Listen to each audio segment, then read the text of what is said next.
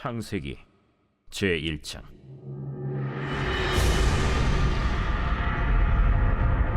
태초에 하나님이 천지를 창조하시니라. 땅이 혼돈하고 공허하며 흑암이 깊음 위에 있고 하나님의 영은 수면 위에 운행하시니라. 하나님이 이르시되 빛이 있으라. 하시니 빛이 있었고 빛이 하나님이 보시기에 좋았더라. 하나님이 빛과 어둠을 나누사 하나님이 빛을 낮이라 부르시고 어둠을 밤이라 부르시니라. 저녁이 되고 아침이 되니 이는 첫째 날이니라.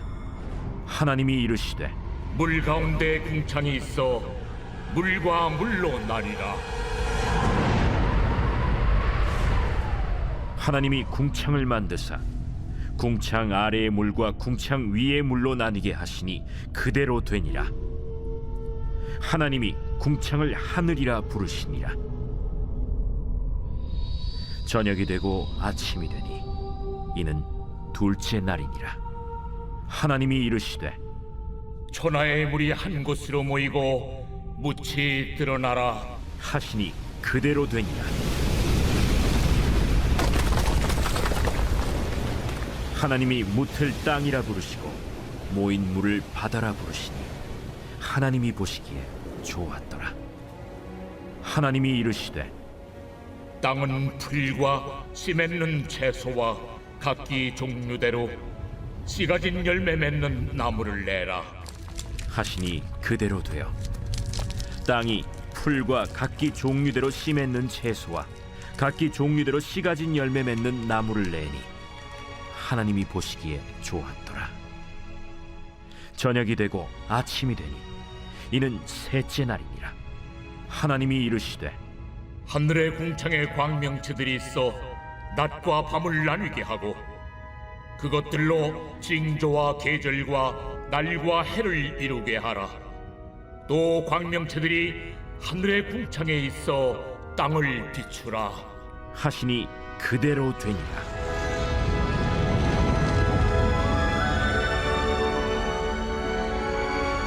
하나님이 두 큰 광명체를 만드사 큰 광명체로 낮을 주관하게 하시고 작은 광명체로 밤을 주관하게 하시며 또 별들을 만드시고 하나님이 그것들을 하늘의 궁창에 두어 땅을 비추게 하시며 낮과 밤을 주관하게 하시고 빛과 어둠을 나뉘게 하시니 하나님이 보시기에 좋았더라. 저녁이 되고 아침이 되니 이는 넷째 날이니라. 하나님이 이르시되 물들은 생물을 번성하게 하라. 땅 위 하늘의 궁창에는 새가 나르라. 하시고 하나님이 큰 바다 짐승들과 물에서 번성하여 움직이는 모든 생물을 그 종류대로 날개 있는 모든 새를 그 종류대로 창조하시니 하나님이 보시기에 좋았더라. 하나님이 그들에게 복을 주시며 이르시되 생육하고 번성하여 여러 바닷물에 충만하라. 새들도 땅에 번성하라. 저녁이 되고 아침이 되니 이는 다섯째 날이니라. 하나님이 이르시되 땅은 생물을 그 종류대로 내되 가축과 기는 것과 땅의 짐승을 종류대로 내라. 하시니 그대로 되니라. 하나님이 땅의 짐승을 그 종류대로 가축을 그 종류대로 땅에 기는 모든 것을 그 종류대로 만드시니 하나님이 보시기에 좋았더라. 하나님이 이르시되 우리의 형상을 따라 우리의 모양대로 우리가 사람을 만들고 그들로 바다의 물고기와 하늘의 새와 가축과 온 땅과 땅에 기는 모든 것을 다스리게 하자. 하나님이 자기 형상 곧 하나님의 형상대로 사람을 창조하시되 남자와 여자를 창조하시고 하나님이 그들에게 복을 주시며 하나님이 그들에게 이르시되 생육하고 번성하여 땅에 충만하라. 땅을 정복하라. 바다의 물고기와 하늘의 새와 땅에 움직이는 모든 생물을 다스리라. 내가 온 지면에 씨 맺는 모든 채소와 씨가 진 열매 맺는 모든 나무를 너희에게 주노니 너희의 먹을거리가 되리라. 또 땅의 모든 짐승과 하늘의 모든 새와 생명이 있어 땅에 기는 모든 것에게는 내가 모든 푸른 풀을 먹을거리로 주노라. 하시니 그대로 되니라. 하나님이 지으신 그 모든 것을 보시니 보시기에 심히 좋았더라. 저녁이 되고 아침이 되니 이는 6째 날이니라.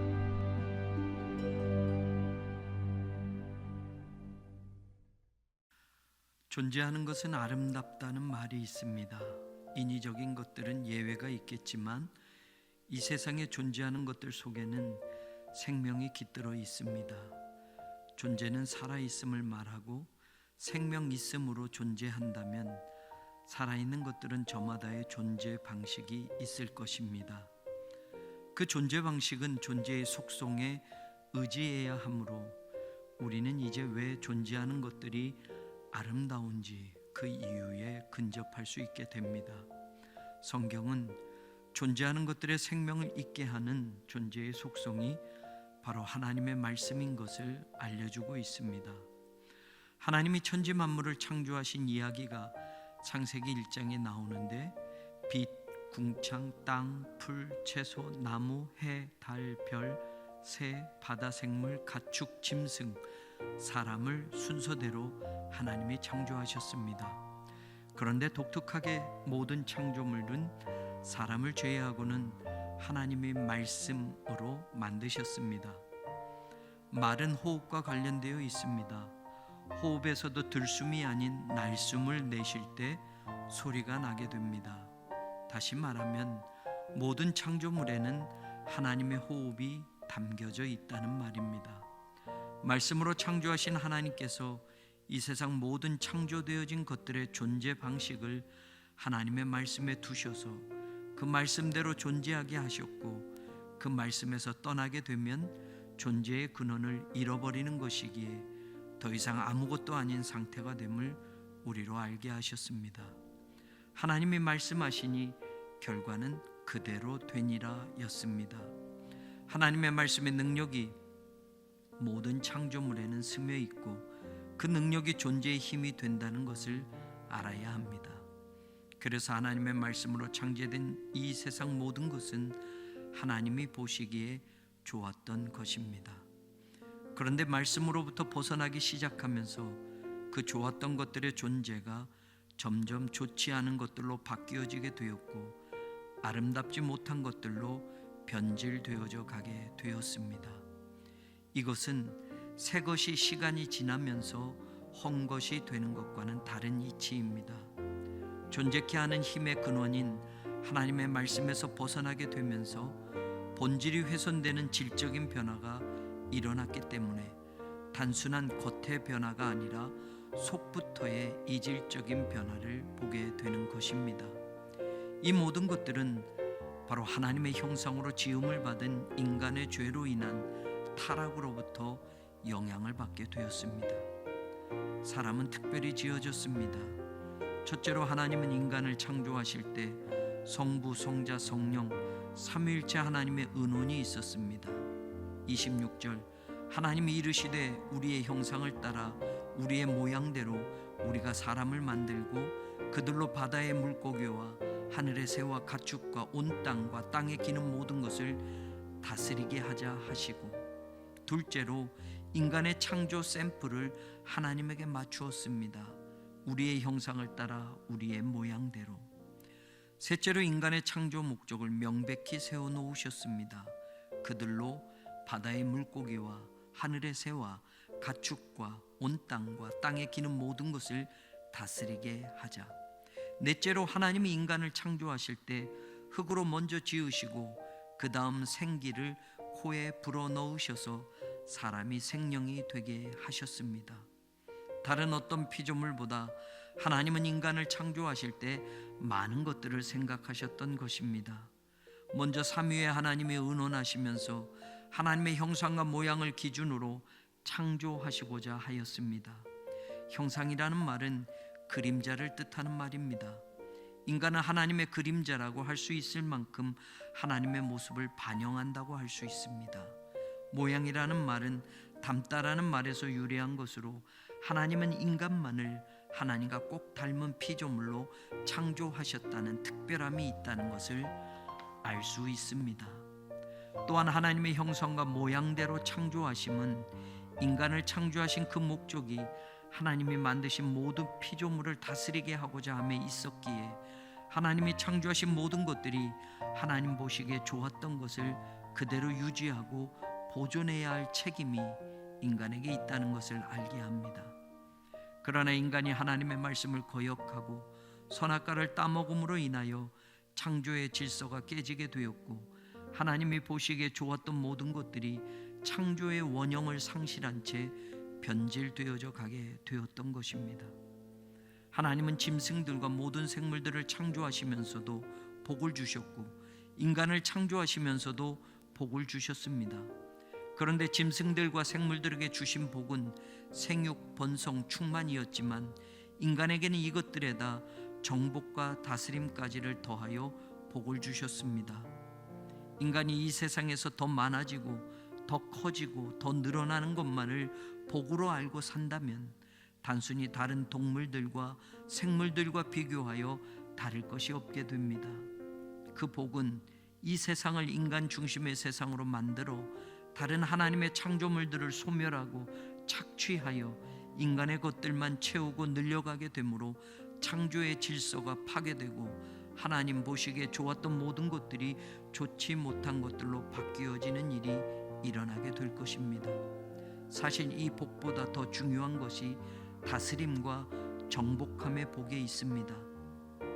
정복하라는 카바시라는 단어로 밟다는 뜻이 있는데 착취와 억압을 하라는 것이 아니라 자신이 밟고 있는 그 자리를 자신의 삶의 터전으로 삼으라는 뜻이 담겨 있습니다. 하나님은 하나님이 만드신 모든 것들이 인간의 삶의 터전이 되게 하라고 하신 것입니다. 더불어 살아가는 그 일을 잘 하라고 명령하신 것입니다. 다스리라는 라다라는 단어로 주인된 권한을 행사하라는 뜻입니다. 그런데 이 말은 우리가 이 세상의 주인이 아니라 이 세상을 창조하신 주인이 하나님이심을 알고 하나님을 대신하여 잘 관리하고 돌보아야 한다는 것을 명심하게 하는 말입니다.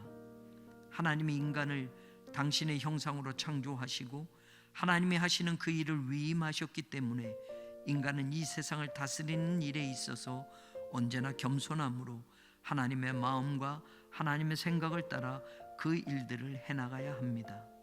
그런데 마치 인간이 주인인 것처럼 인간을 위한 세상으로 개발해 나가고 바꿔 나감으로 하나님이 주인인 세상을 훼손시키고 파괴하고 있는 일들이 지금까지 계속되고 있음을 우리는 시인할 수밖에 없습니다.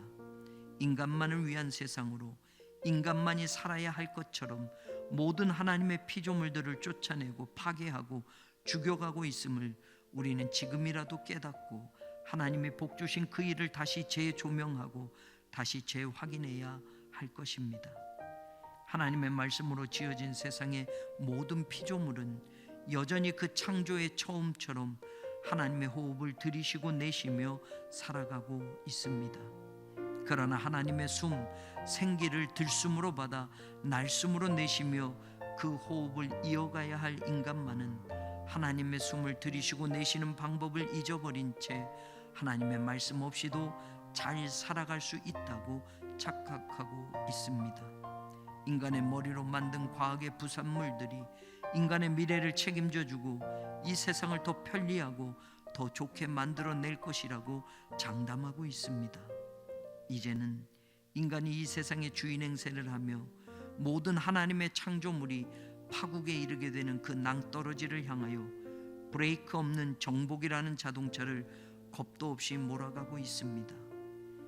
하나님이 지으신 그 모든 것을 보시니 보시기에 심히 좋았더라. 하나님의 그 시선을 언제쯤 우리는 다시 갖게 될 수 있을까? 잃어버린 하나님의 모양과 하나님의 형상을 다시 찾게 하기 위하여 이 땅에 오신 하나님의 아들 예수 그리스도를 영접함으로 하나님이 이루실 새 창조의 그날과 새 하늘과 새 땅과 새 예루살렘이 임하는 그 미래를 꿈꾸며 사는 우리가 되기를 소망합니다.